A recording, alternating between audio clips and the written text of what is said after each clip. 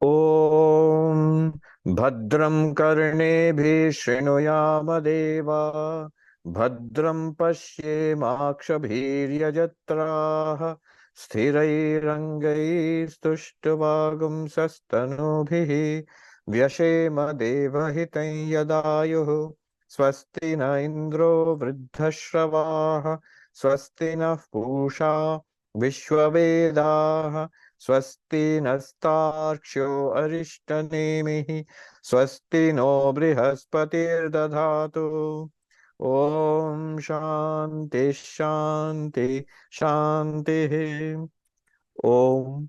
O gods, may we hear auspicious words with our ears while engaged in sacrifices. May we see auspicious things with our eyes while praising the gods with steady limbs.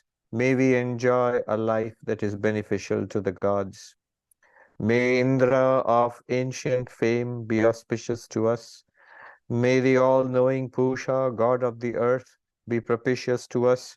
May Garuda, the destroyer of evil, be well disposed towards us.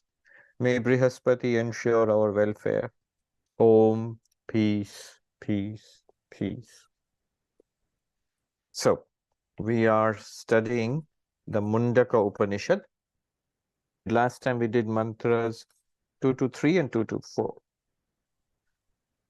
If you remember, the beautiful metaphor of archery was used. So the mantras, very stirring, beautiful language. Dhanur grihitva upanishadam mahastram sharam hi upasa nishitam sandhaita ayamya tadbhava gatena chetasa laksham tadevaksharam somya vidhi. The teacher addresses the student and says that take up the bow, this great bow of the Upanishads. The Upanishads is compared to a bow. And the arrow sharpened by meditation, purified, straightened and sharpened, this arrow. What is the arrow? Place upon it the arrow. What is the arrow? You, the sentient being. We are the arrow. Ayamyatad bhava gatena chetasa. So very dramatic language. Pull back the bowstring. That is the mind which is purified and sharpened, which is, that means concentrated. Sharpened means concentrated, and straightened means purified.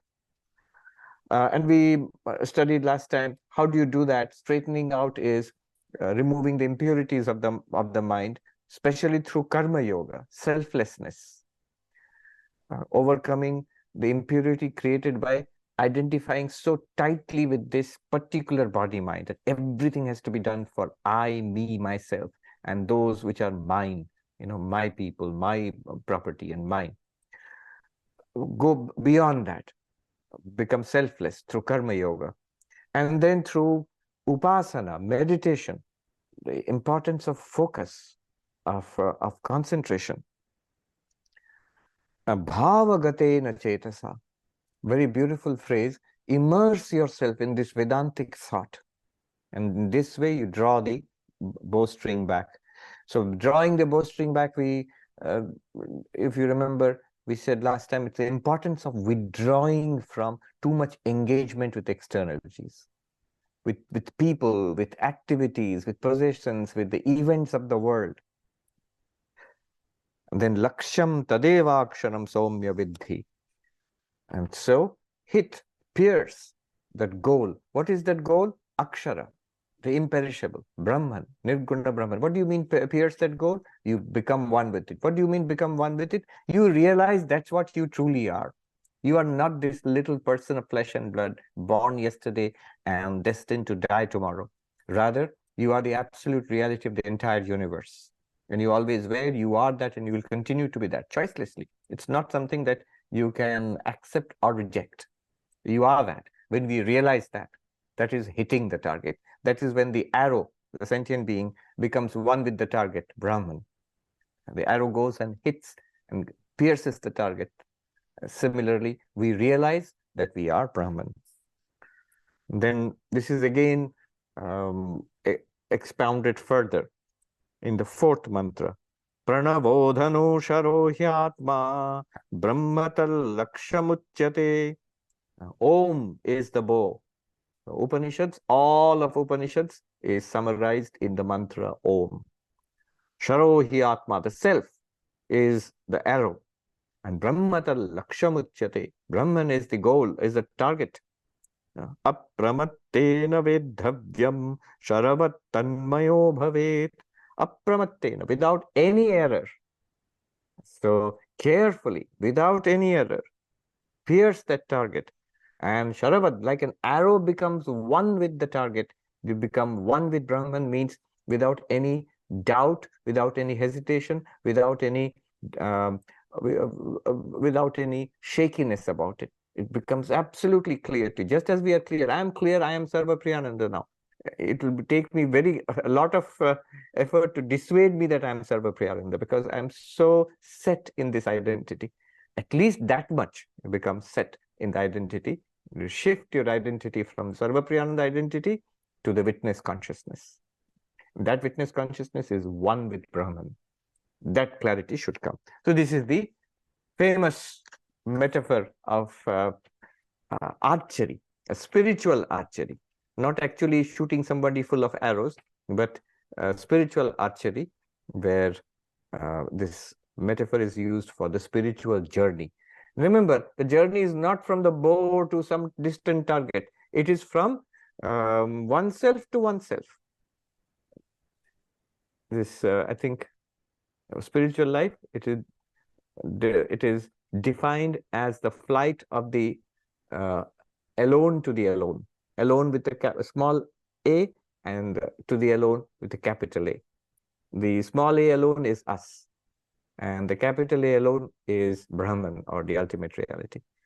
So it's basically a movement from the sentient being to God. Here it is our own realization. So the journey in this is not from the bow to the arrow flying through it. It's not a journey in space. It's not a journey in time also, from now to then. Not a journey in space, from here to there. Not a journey from an object also, from me to something else. No. It is a journey which is from ignorance to knowledge. Right here, right now, you yourself. From ignorance about yourself to the knowledge about yourself. And of course, knowledge means the realization, a very living realization, not a theoretical or just conceptual knowledge. All right. So this is what we have done. And now moving on. Mantra number 5. So the next mantra 5, 6, 7, they all mean the same thing, but very beautiful, stirring language, the ultimate reality. They're teaching you, all of them basically are, you can put it this way, they are all Mahavakya. Mahavakya, the great sentence, that thou art, you are that. I am Brahman. This teaching, the central teaching of the Upanishads, is given here again and again in different ways, but very grand. This is the highest teaching being put to us in different ways. So let's see. Number 5. Yasmin dyau prithvi chantariksham otam manasaha praneshcha sarvaihi tamevaikum janathatmanam anyavacho vimunchata amritasyesha setuhu. Know that self alone, that is without a second. This is a translation from Gambhiranji. Know that self alone, that which is without a second, on which are strung heaven, the earth, and the interspace, the mind and the vital forces, along with all other organs, and give up all other talk. Give up all other talk. This is the bridge leading to immortality. The bridge to immortality. Amritasya setu. Very wonderful phrases are used here. They become part of our language, not just Sanskrit, but other languages also ever since, from the last thousands of years. The bridge to immortality. So what has been said here? Yasmin dyau prithvi chantariksham otam, in which the sky, the earth, the space in between heaven and earth. That means basically all of this universe. It's set, but a very beautiful word is used, otam. Otam and protam, these words mean the warp and the woof. You see, when you weave a cloth, you weave it this way and that way. They're called the warp and the woof. Basically, the essence of it, the very structure of it. What is the cloth? It's basically thread, which is woven in this way and in this way. Warp and woof. This is in Sanskrit called otam protam. Now, what is being said here is the vast visible universe which we see around us, this world and the sky with its planets and stars and God knows how many galaxies upon galaxies, this tremendous universe. The Upanishad is telling us there is an even more tremendous truth. There is something even more fundamental, greater than this universe, in which the universe is woven. It's not like, suppose there is my hand and my book, and the book is placed on the hand. It's not like that. It's rather a piece of like a shirt or this sweater, which is woven. Every bit of it is that thread. That thread is, it is woven in the warp and the woof. It's literally that. So there is an ultimate truth, which you are seeing it as the universe. What we are seeing as this sweater, the truth of it is the thread. And where is that thread? It is the very warp and woof of the sweater. There is something which is the warp and woof of this physical universe, of everything in the universe. The whole universe is set in it. More than set, it's a even more dramatic word than set. It is the warp and the woof of this universe. What is that? It is existence itself, being itself. Everywhere, just as every bit of this sweater, you can see the warp and the woof, the thread. Similarly, everywhere in this universe, whatever we see, hear, smell, taste, touch, whatever our instruments can detect in the farthest reaches of the universe, there is being, existence. Look at the table, it is. And the computer, it is. And the man, the woman, it is. The sky above us, it is. Even empty space is. Everywhere we find existence. Just as in all pottery, clay pottery, we'll find clay through and through. In all golden ornaments, we'll find gold through and through. In all waves, we'll find water through and through. Similarly, the entire universe, we find existence through and through. So this, in which the entire universe is set. But this existence, it has to be appreciated properly what it is. It sounds very abstract. It sounds like a theory. There are philosophers who will dismiss it as a play on words. You say that man exists, woman exists, space exists, sky exists, earth exists, animals exist. And so you take exist out just like, clay of the pot or gold of the ornament. Well, that's not a valid point. And that's not a valid move. Existence, it's just a linguistic ghost which is coming out because of our language. No, from a Vedantic perspective, it's just the opposite. The objects which we consider to be so real, the table and the chair and the computer and the man and the woman and the earth and the sky, these objects are actually conceptual compared to the existence itself. According to Vedanta, we know what are these objects. What is this entire universe? It's just name and form on existence. Like a movie. Movie is so many pictures. It's just light and shape on the reality of the screen.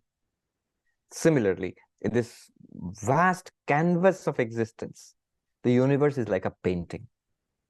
Like the vast wall of existence, the universe is like a wall painting on it. This is actually an example which has been used in the scriptures, in the text. Another beautiful example is in a vast lake, you will see the trees on the bank of the lake. They're all reflected in it. Suppose there is a mountain and there are forests and there's a sky above, and you see a vast tranquil lake, clear water. When you look into the water of the lake, which is still, what will you see? You will see a forest. Inside, inverted. It is a reflection. You will see the mountain. You will see the sky. But in that water, what is there? Is there a forest there? No. Is there a mountain there? No. Is there a sky with birds flying around inside the lake? No, not at all. It's a reflection. So similarly, you might at that point say, yeah, wait a minute. Because there is a real mountain and a sky and forest, that's why this reflection is appearing. But the example is only one part of the example has to be taken. No example is perfect. The example is just meant to illustrate one point. Sri Ramakrishna is to say, Upama Ekdeshi. An example is meant to illustrate one point. Just as in that clear, tranquil water of the vast lake, there is just water, even though an entire world appears there. Similarly, in the vast, tranquil lake of existence, there is just existence, even though an entire universe appears in it. So this is the meaning of all of this is in the word otam. It is woven, the warp and woof of this universe is existence itself. And then, dramatic, the next phrase, manasa pranishcha sarve.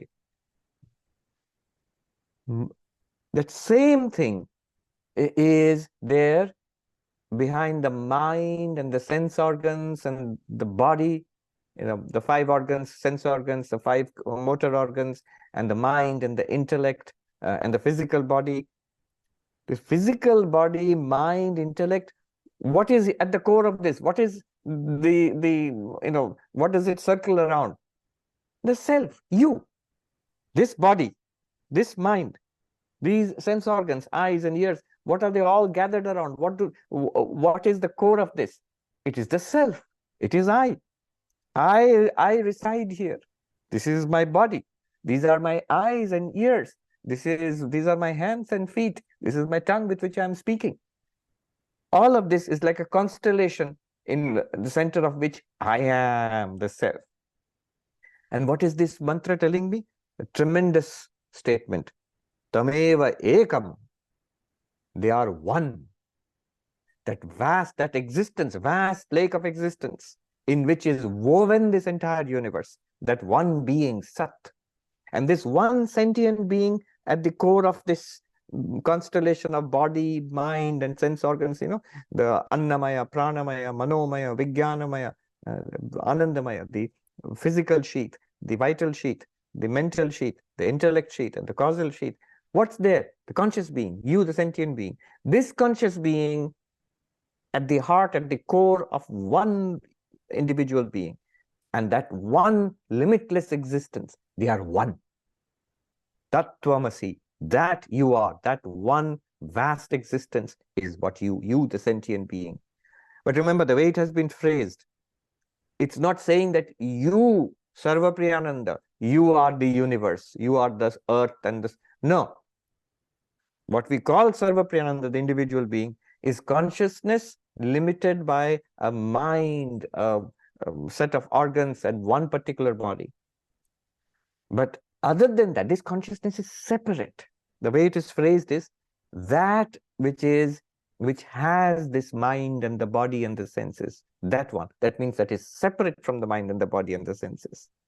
And when the universe is described, it's not talking about the universe. It's talking about that in which the universe is set, otam, in that which is the warp and the woof of this universe. That which is the warp and the woof of the universe, and that which is the one consciousness behind your 5 sheets, your body, mind. That consciousness and that existence are one reality. Tattvamasi. That is why we can say, Aham Brahmasmi. It is that one consciousness with Maya, which becomes Saguna Brahman or Ishvara or God, the reality of this universe, the reality behind this universe.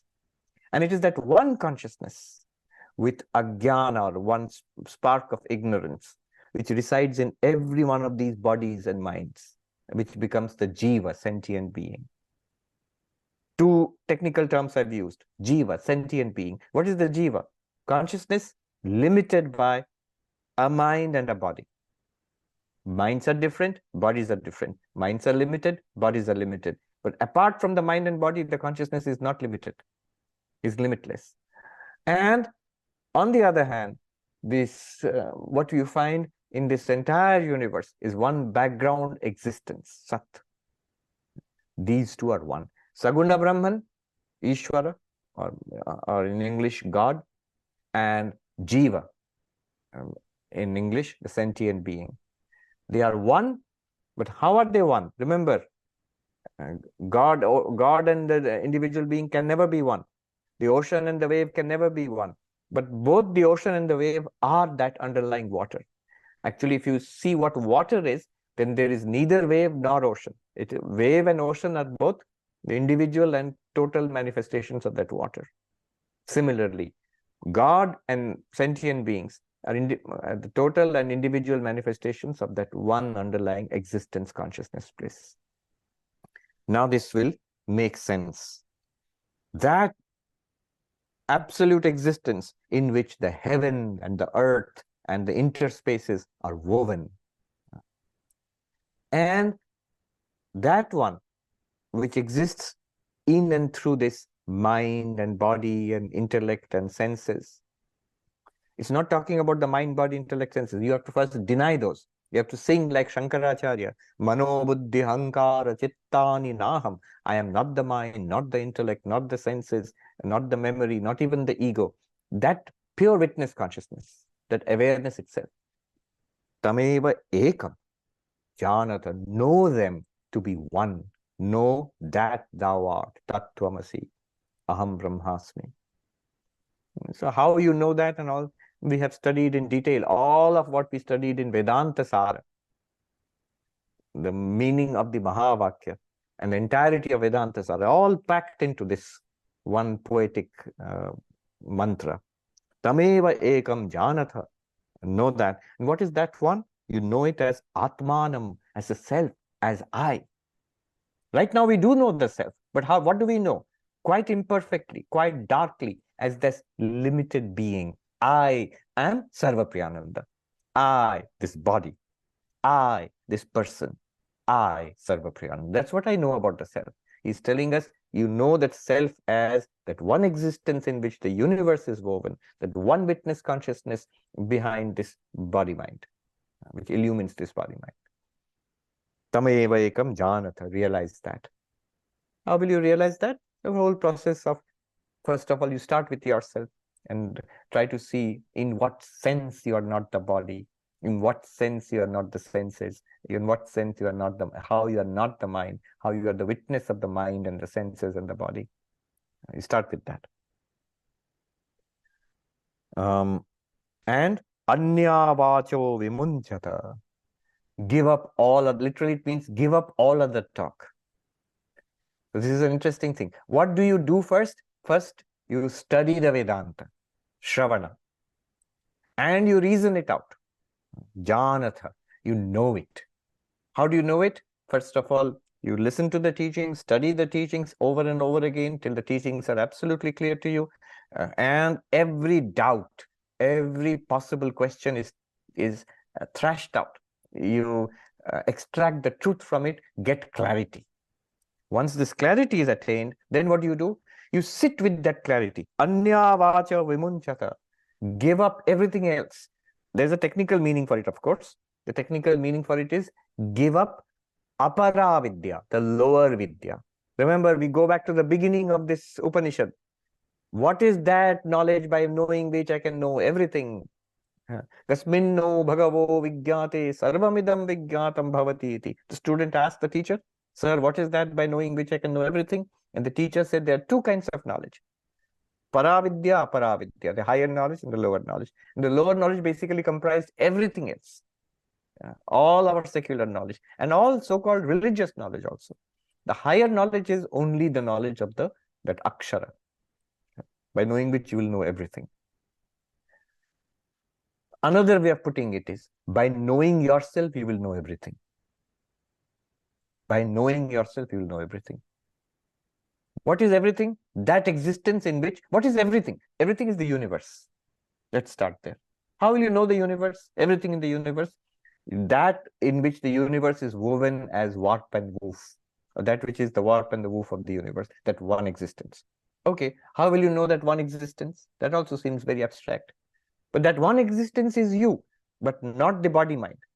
When you investigate yourself, you realize this, what I thought about myself is just a construct.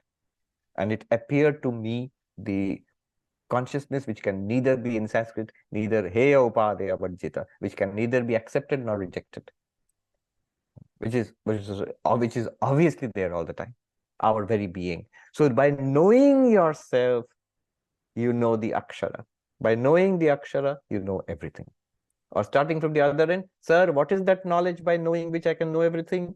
The knowledge is you can know everything by knowing one thing, which is, what is that one thing? Akshara.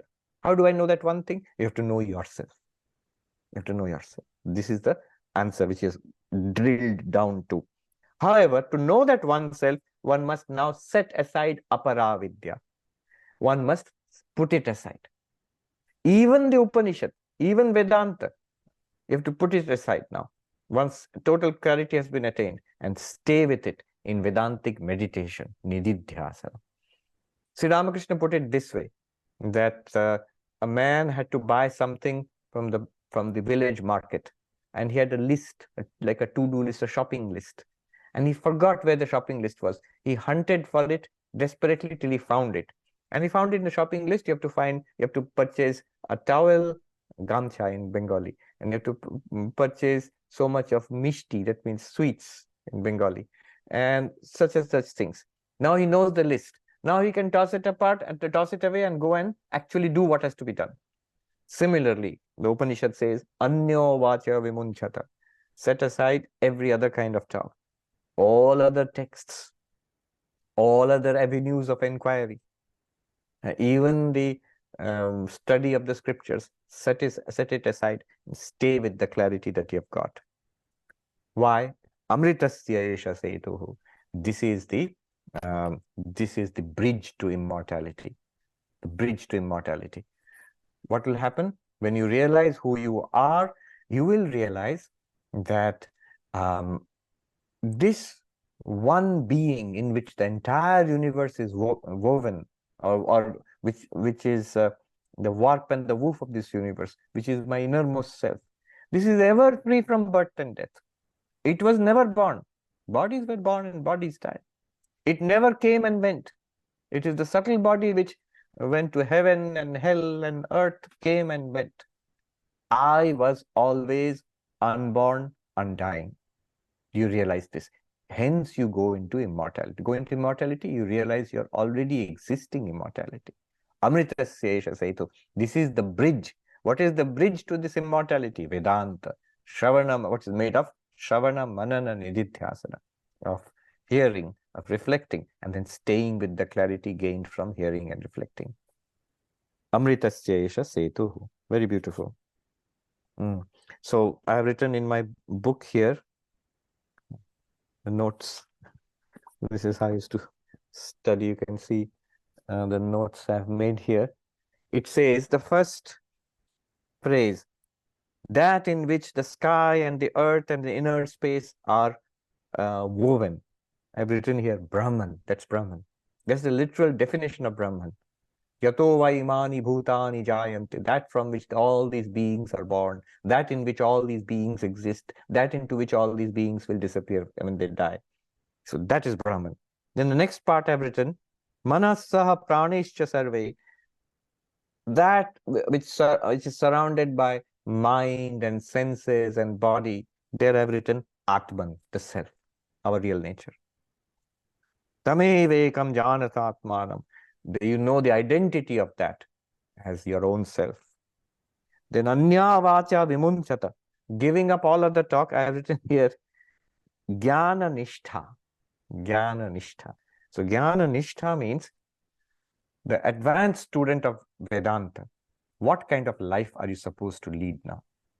The life of jnana nishtha. Nishtha means dedication, being centered in the knowledge that is gained. Make it your reality. Think upon it, work it out, meditate upon it, and live it. Think it, speak it, live it. Vivekananda said, tell yourself again and again, Soham, I am that, till it tingles with every drop of your blood. So it's not positive affirmation, by the way. You're not telling yourself, I am Brahman, I am Brahman. No, not like a mantra. It has to be seen. You have to see it as a fact and then stay with that fact. Amritasya esha setu. This is the bridge to immortality. Etad atma jnana. What is the bridge? This knowledge of the Atman. Amritasya. Amrita. So what is this Amrita? Moksha. Liberation. Liberation from the cycle of birth and death. Mokshasya praptaye seturiva setu. Like a bridge. Of course, it isn't a bridge. It's like a bridge. Then Shankaracharya waxes poetic. He says, Samsara mahodadhehe uttarana hetutva tathacha. So because it's like a bridge which takes you across the vast ocean of samsara. This is a metaphor which keeps coming again, or simile which keeps coming again and again in Vedanta. Our samsara is compared to an ocean, and Brahman is the far shore of that ocean, which we cross over, or immortality is the far shore of the ocean. And what is the bridge which will help us to cross over? It is the knowledge of the self. Why the knowledge of the self? Because this self is the akshara. So this akshara itself is that in which the entire universe is woven.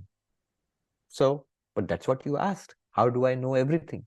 What is that one thing by knowing which I know everything? See, this is connected to the very beginning of the Upanishad. He's still answering that question. In a more practical way, often many our senior Swamis would advise us, they would often quote this, Anya vacha vimunchata. Set aside everything. If they see any younger monk or novice reading too many things, science and politics and history and this and that, Anya vacha vimunchata. Set aside everything else. To become a Vedantin, you don't have to read loads and loads of books. You have to focus on this Vedantic knowledge. I remember one of our masters once in class told us that you don't read. I mean, he was scolding us novices. You flip, you flip through pages. And then he said, if you want to see how one should study Vedanta, even read, he told us to go and see a very senior monk, Shikshanandaji. Literally, it means the one who's, I mean, that's not exactly the meaning, but anyway, the general meaning will be this, is the one whose delight is in spiritual teaching. He was one of the masters of the young monks at one time, but when we became brahmacharis, he was already very elderly, and he was in that section of the monastery called Arogya Bhavan, where old swamis who are too old, too ill to be active, they'll reside there in their final days. So whenever we would go to see him, to see how one should study, all the time I've ever seen him, he would sit in this armchair, an old kind of armchair. And he was very thin and always a very ascetic, lean, intellectual kind of face, but glowing. And he would always have the Upanishads or the Gita open with him, with Shankara's commentary, and studying. He would always study. And if we went and bowed down to him, we would look and he would bless us and then again go back to it. Now, it's not that he's reading some new stuff. He's been reading it for 60 or 70 years of his life. He's not learning new things. He's not even studying new things. It's a reality which he is centered on. The text is just helping him to be. It's like if I were reading my identity card which says Sarvapriyananda Swami. If I read that, yes, what would it tell me? This, I am this. For that Swami, the reading the Upanishads and the Shankara's commentary is like that. It's telling him about living reality which he is and which the entire universe is. And he uses the mind as a meditation to remain centered there. This is called Jnana Nishtha. Jnana Nishtha. Yeah, nishtha means dedication or being centered in. And Vedantic monks, they're supposed to have this jnana nishtha. See, there are two words, shraddha and nishtha. It's an important point to note. Shraddha means faith, a deep reverence. So a deep reverence, a deep faith that these texts are profound, they contain the secret to the universe, they contain the answer to who am I, and they contain the answer to my questions that how can I overcome suffering, how can I get fulfillment. All these answers are here. This is Shraddha. Do you know this? No, you don't know it, but you believe it.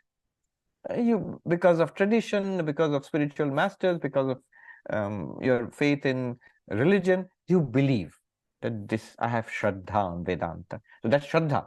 That's belief, faith, reverence. Now, once you go through Vedanta, that Shraddha should become Nishtha. What will happen? As we go through Vedanta, the Vedantic knowledge becomes, you download it. You realize, oh, this is what they are saying. I am not the body-mind. I am this limitless consciousness.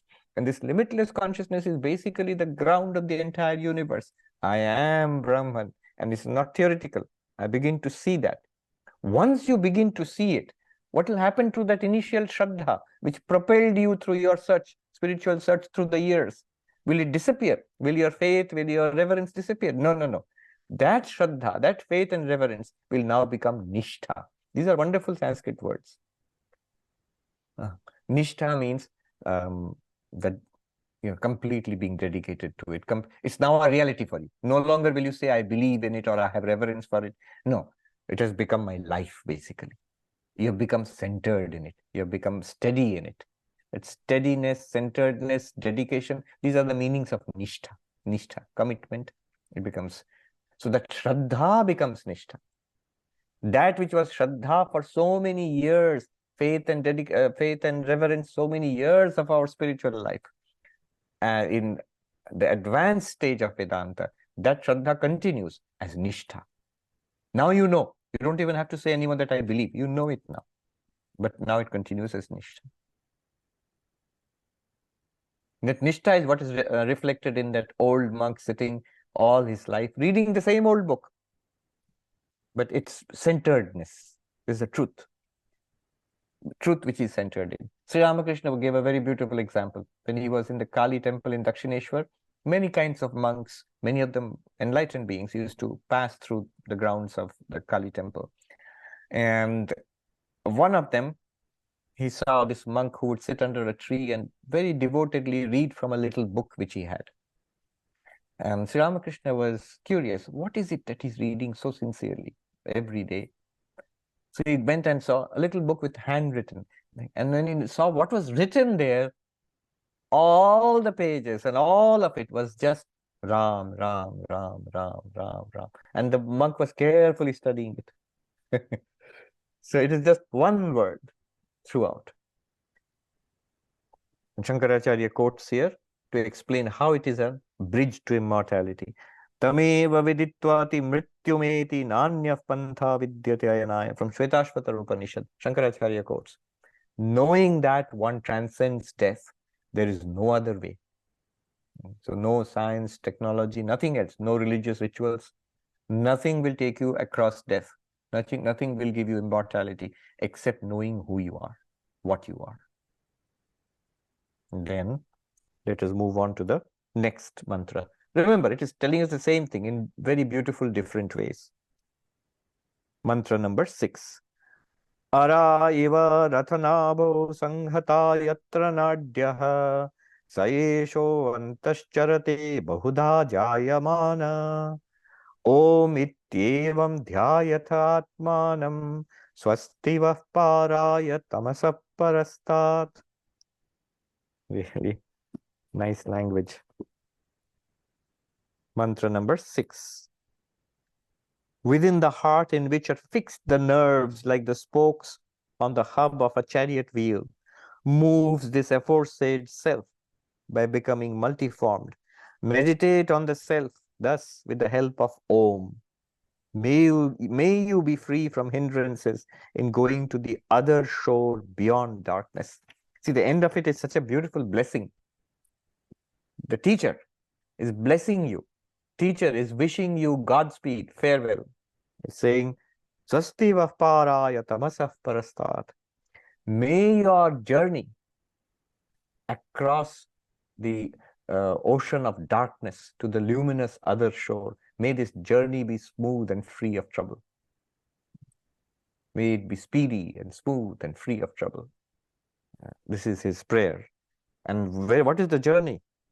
Beyond darkness, tamasah parastat, beyond the darkness of evil and sorrow and death and limitation. Paraya, to the other shore. What is the other shore? Brahman. What is that Brahman? It's you. It's a journey from yourself to yourself. All right. Now, what is this mantra? Araiva rathanabho sanghata yatra nadya.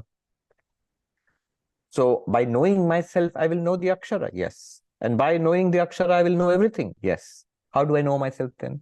So, you will find yourself in that place where all the nadis, the subtle nerves of the body, they all come and center in the heart. So this is the idea, the ancient Indian physiology, a spiritual physiology, if you will. Just like, it gives an example, like the spokes of the wheel of a chariot, they come and meet at the center. Similarly, in the heart, from the heart radiates all these nerves. Now, it's translated as nerves. The actual Sanskrit word is nadi. And there are thousands of these subtle channels. Yogis become aware of them. In Ayurveda also, they are spoken of, with more details are there. So this is nadi. And the idea why it is important for us is speaking about the mind. The heart here means the mind, the cave of the heart, physically the heart, physically the nadis. More one step higher, what the heart means is the mind. Shankaracharya says, Buddhi Guha, Hridaya is Buddhi Guha, the cave of the intellect. In the mind, in the intellect, what shines in the darkness of that cave? What illumines? So in a cave, it's dark. And to see what is inside the cave, you need light. So in the cave of the mind, in the cave of the intellect, all these ideas and thoughts and emotions and memories and perceptions, how do you know them? How do we experience our own thoughts and feelings and emotions? We never think about that. It's because of the light of consciousness which shines in the cave of the heart. That is the cave of the mind or the cave of the intellect. So in the heart is equal to, in the mind is equal to consciousness. What is that? Saesho antascharate. That Akshara, that Brahman, which is the ground of the universe, in which the universe is woven, it's like the warp and woof of the universe. That one is in the cave of the heart, surrounded by the thousands of nadis. Now, actually, it is not in the cave of the heart, because it's the only reality that is, as if, in order to help us to practice, as if. It's not the body, it's not the prana, it's not the mind, it's not the intellect, it is that which shines and illumines the contents of the intellect, mind, and prana and all, that consciousness. Antascharate, that which moves within your mind. What moves within the mind? Consciousness, Swami. Does consciousness move? Again, Shankaracharya will explain. As if moves. As if moves. How? Bahudha jayamana, being born in many ways, being appearing in many ways. What appears in many ways? Consciousness itself. In all our conscious experiences. And Shankaracharya gives examples. He says, Laukika, Rishto jata, Kruddho jata, become delighted. He became very angry, became irritated, delighted, angry, irritated. I understand, I remember, can't understand, I forget. All of these experiences, I see, hear, smell, taste, touch. I am furious, I am peaceful, I am meditative, I am curious, I am bored. All of these experiences, continuous stream of experiences. It is that consciousness alone with the associated mental vrittis, which is appearing in all these ways. Those mental vrittis are like the cave. They are all illuminated by one consciousness. What keeps changing are the vrittis of the mind. Thoughts in the mind, memories in the mind, perceptions in the mind. They keep changing, they keep flashing, coming and going. Apparently, it seems consciousness is moving. Consciousness is changing. So this is the state of consciousness studies in at right now. What is the state of consciousness studies? In consciousness studies, what do they study? These, the chitta vritti, thoughts, emotions, memories, perceptions, sense of ego. This is what we are studying, and these are continuously, they are changing. And what is being studied? Why is there this first person experience of everything? When the Vedanta tells you, it is that one which appears to move through all the movements of the mind and the senses, but it does not move. It only illumines all these movements.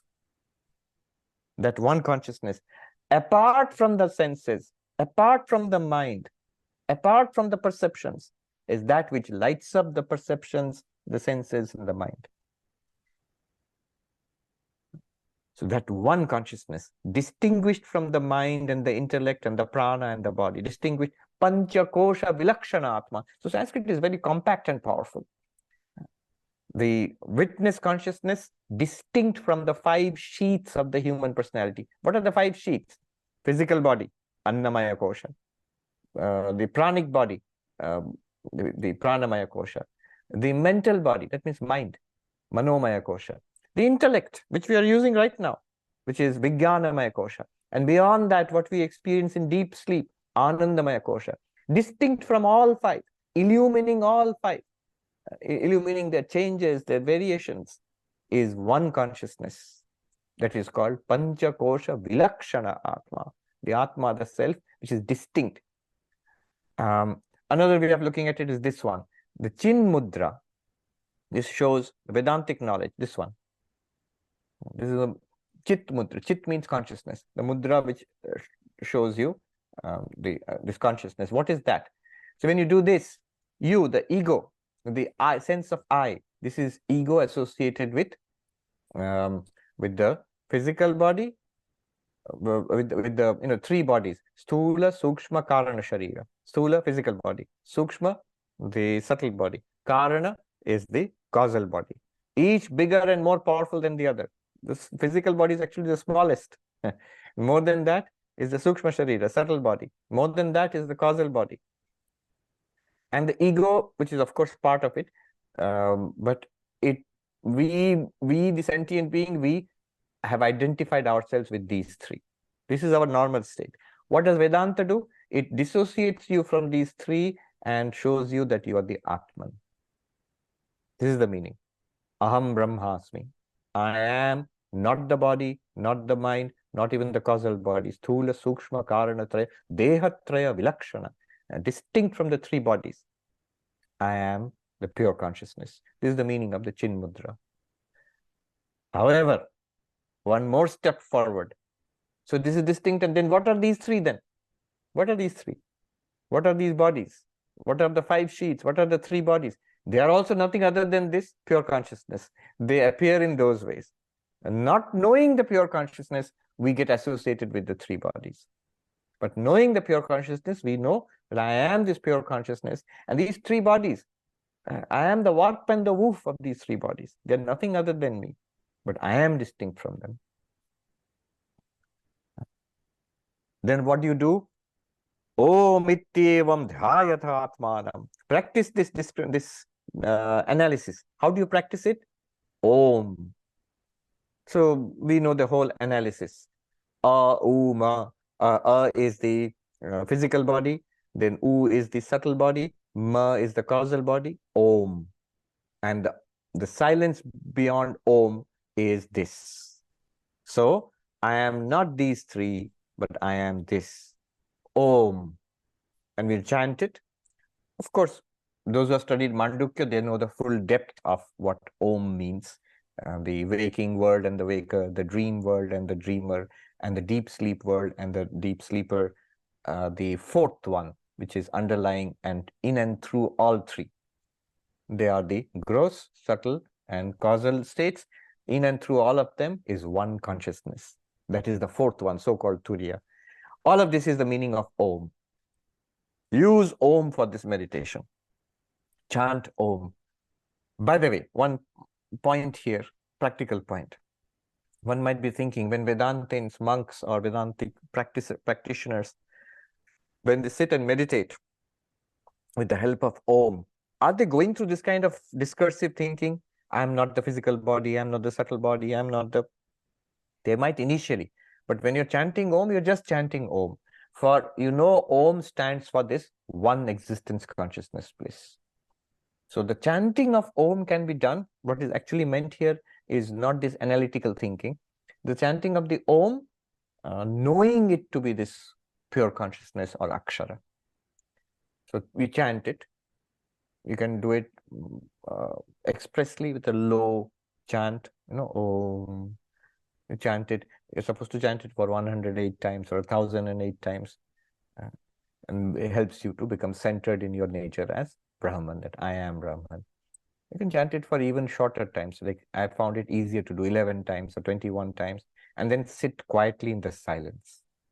So the Om will first of all silence, sit quietly with the body steady, with the breathing even, and then actually chant Om.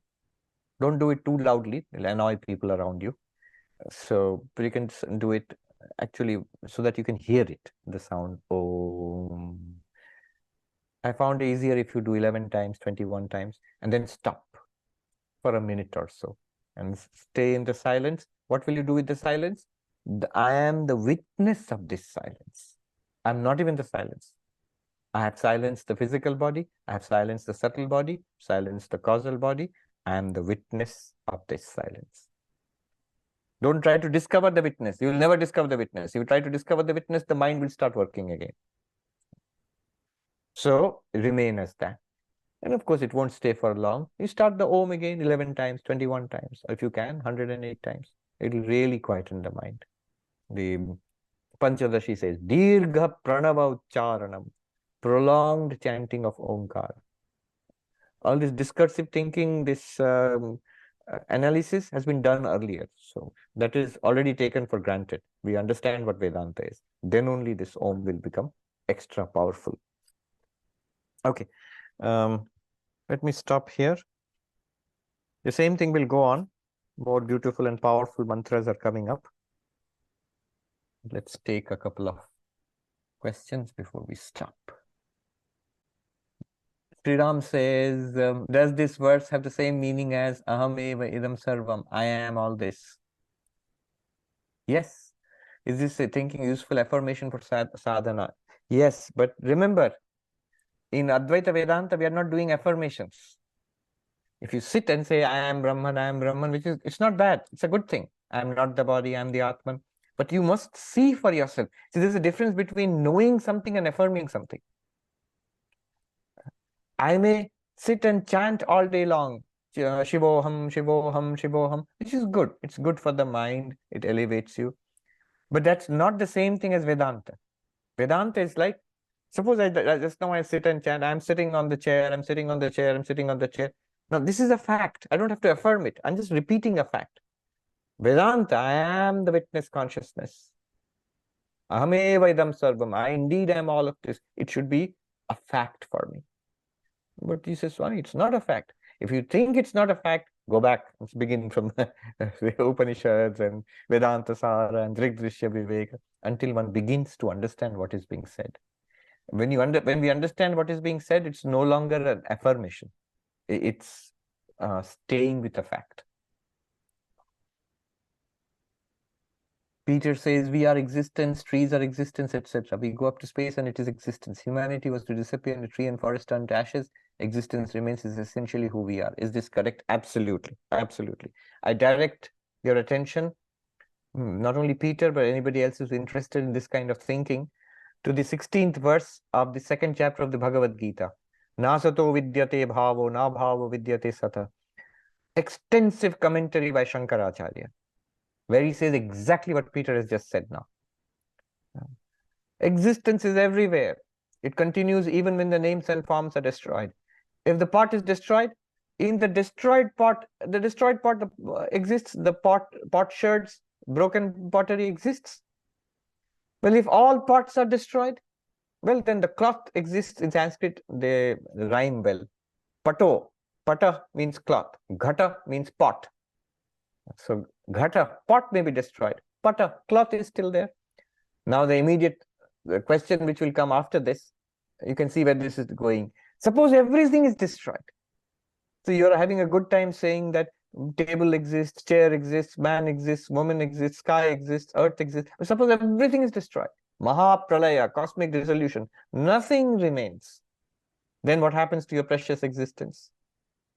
Then Shankaracharya explains that existence still remains, but it's not manifest. Of course, there's nobody to experience that existence and no way to manifest that existence. It's only when names and forms come into being, existence is manifested. So here's the question. What does existence, Brahman, Akshara, do for the universe? And what does the universe do for Brahman or Akshara or existence? What existence or Brahman or Akshara does for the universe is it gives it existence. Without that Brahman, it would not exist. The universe would not exist. It would not come into being. And what does this universe of names and forms, all of this, what does it do for existence? It manifests that existence. So we now begin to feel, we could begin to feel that, yes, this is it. Here is Brahman. There was a great spiritual master in Kerala about 60, 70 years ago. Krishna Menon, Atmananda Krishna Menon. He wrote, the disappointment of the Atman, the disappointment of the Atman, or disappointment of Brahman. Brahman is as if Brahman is thinking, disappointed. I manifested thoughts and bodies and the worlds, and the stars and planets and trees, and so that I would become evident to myself. But these sentient beings who are actually me, nothing other than me, they have completely identified with what is manifested. This body, this mind, and the causal body, three bodies, they become like this. They become attached to this one. That was not the point of this entire manifestation. The point of the manifestation was you being pure being, existence, consciousness, bliss, in order to, like, seeing yourself in the mirror. You have manifested yourself as this mirror, so now you can see your face. You can experience yourself in your unlimited nature. How? In the mirror of the universe. How? In everywhere, in every experience, you see yourself. Seeing, hearing, smelling, tasting, touching. He says, Bahuda Jayamana. As in every movement of the mind, in every thought, in every memory, in every suffering, in every joy, you see yourself flashing forth. Just like in every mirror, you see your own face. That should have been the purpose. The Atman, this Krishna Menon, he's saying the disappointment of the Atman. Atman said, I wanted this to happen so that I can enjoy my limitlessness in this magnificent mirror of the universe. But what has happened is, I, manifesting through this body-mind, have become attached to the body-mind and totally forgotten myself. And now I'm suffering. And now I have to go through, in order to recover myself, I have to go through these endless Vedanta classes and read so many books and attend classes. So the disappointment of the Atman, disappointment of the Atman. Sonali gives a nice play on the word alone. It's a journey from alone to alone, or all one. Alone is all one. She introduces one more L. Rajendra Parikh says, if existence is woven into the experienced universe, why is not a manifestation? How is it an illusion? How the name and form is not a real manifestation? So when you say manifestation, real manifestation, becomes more of a question of words, really. What do you mean by a real manifestation and unreal manifestation? When you say existence is the reality, in that case, anything other than existence becomes unreal. You have to compare it with what we consider to be real now. What do we consider to be real now? We consider tables and chairs and human beings and planets and stars to be real. And Vedanta is telling us what you are considering to be real is actually an appearance of an underlying reality. What is that underlying reality? Existence or consciousness. It's like saying the sweater is a manifestation of the threads. It is warp and woof, it is woven. Now, if you ask, is the sweater a real manifestation or illusory manifestation? You can call it a real manifestation, but always remembering the reality of the threads, not the sweater independently. That's all. Otherwise, if you say name and form is a real manifestation, would you say that then there are three things: existence, name, and form? No, because existence, if you count existence, name, and form, you cannot count separately. Ashish says, I'm studying the Ashtavakra translated to Swami Nityaswarupananda in chapter 15. The term pure intelligence is used. And what does pure intelligence mean? It means pure consciousness or pure being. It's another word for pure consciousness. The pure consciousness is also used in some places. You'll have to look at the original Sanskrit. But remember, whenever pure intelligence is used, it only means pure consciousness. Swami Vivekananda uses the word knowledge, but knowledge itself, he uses two words, knowledge and knowledge itself. But knowledge itself means pure consciousness or this pure being. Priyanka, how essential is the first step of denying myself to be the body mind? Denying myself means, remember, it's not a deprivation. Intellectually, it is easier to grasp that I could actually be everything, all bodies, minds, and through the dream analogy. Would trying to situate myself directly in step 2 without grasping the I of step 1 work? What issues could arise? All right. Yes. So the step 2, I am everything, that is actually the goal. Advaita Vedanta wants to say that. It doesn't want to say that I am separate from everything. It's not, be careful of when you do this. It's not that there is this physical body, subtle body, and causal body, and something separate called pure consciousness, and then they all exist like this. No, this is actually a teaching. This is a teaching in order to make you see what you truly are. And then you will see that these three are also that same one consciousness. So you are everything. You're in fact, Brahman is this physical body also. After all, if that were not so, how would you satisfy the original question? What is that by knowing which I know everything? If Brahman were apart from everything, then by knowing Brahman, you would know something apart from everything. But by knowing Brahman, you actually know everything because it is the reality of everything. So if I jump straight to the second step, I am everything. The thing is, how would you jump? If you say I am this body and mind, and then I want to say I am everything, does it seem like that? As long as I'm firmly set in this body-mind identity, in that case, everybody else, all of you, let's see how many people are here. 86 people are here, 85 or 86 people are here. So I am one and there are other 85 people here. I feel the 85 are other than me. I can't say I am all of you because I'm so firmly set in this body and mind. So I am there and there is an other. In order to say I am all this, I have to step back from this body and mind, find something more fundamental from which perspective indeed I am all of it. That's the only purpose of step 1. If the dream analogy works so powerfully for you, remember, how does the dream analogy work? I am everything in the dream. How does it work? Not directly. It only works by realizing this is a dream and I am the dreamer, and the dreamer, I have become the person in the dream and everything that the person experiences. But as the person in the dream, very difficult to jump to saying that I am all of it. What issues could arise? Issues would be that it might be a sentiment. It might be a nice sentiment to say I am all of you. But would you be convinced of it? Would it be a fact? Srinivas Raju says, Jnana Nishtha is the same as Brahma Nishtha. Yes, Jnana Nishtha and Brahma Nishtha are the same. Kiran says, is the word Otam equivalent to Adhyaropa? Yes, it is. Adhyaropita. The universe is superimposed on Brahman. It becomes equivalent to that, not literally equal. Otam means the warp and the woof, and Adhyaropa being superimposed, but basically it translates into that. Rick says, I have an ongoing debate with an atheist friend. His position on what do we base the assumption that the person's subjective experience of non-duality is a realization of objective reality rather than an experience of their own personal mental state. Your comments. Before we go to a person's subjective experience of non-duality, let us see understanding. Advaita Vedanta works on our understanding. Advaita Vedanta is not trying to replace one experience with another experience. Here you are experiencing a world and you're experiencing yourself. Suddenly a new experience comes, it's all light or something like that. No, not like that. If you do that, then this question would be valid. This question would be, all right, you felt like that, but why do you think it's real? Advaita Vedanta says, stay with what is real. Always stay with what is real. Work on what is real, and you begin to get an understanding of what is real. After all, how does Advaita Vedanta proceed?